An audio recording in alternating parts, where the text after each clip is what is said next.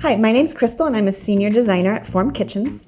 Today I will be sharing some insights into my design process. A kitchen renovation starts when the client and the designer meet and share ideas about the new style of the kitchen and the different appliances and solutions that will be featured in this design. The kitchen design process helps to carefully plan and define what will be done during installation.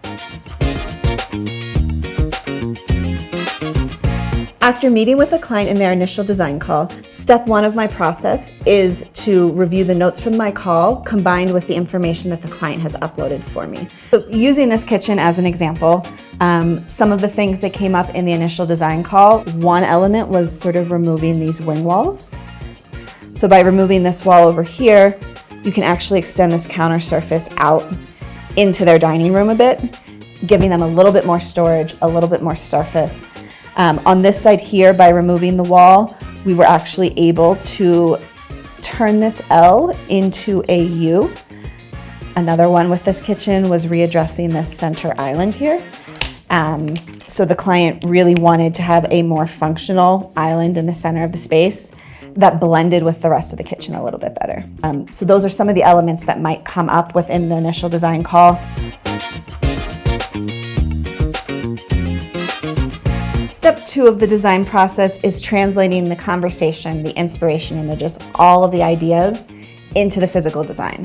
For me, what that typically means is that I do start with a rough hand sketch. We'll draw the walls, drop some dimensions in, and then really just start to put together the overall footprint of what it is that I want to do. Rough kind of notes, annotations, where maybe we want to have some drawers for certain types of storage. Marking out the main appliances is typically an important step because those tend to anchor the kitchen and the cabinetry gets built around it.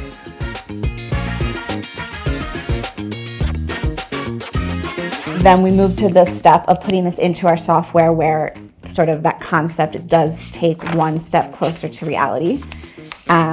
And once that's together, we have a plan that looks something like this, as well as elevations, solid dimensions, and basically the first step to making your kitchen.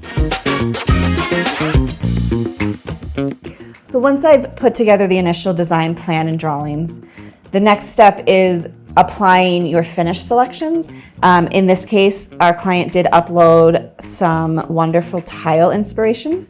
The importance of those images from the kind of initial upload process is that they are referenced throughout the entire design process. They can be tile, they can be other materials throughout the space to make sure that as we're designing, we're creating a kitchen that's true to you.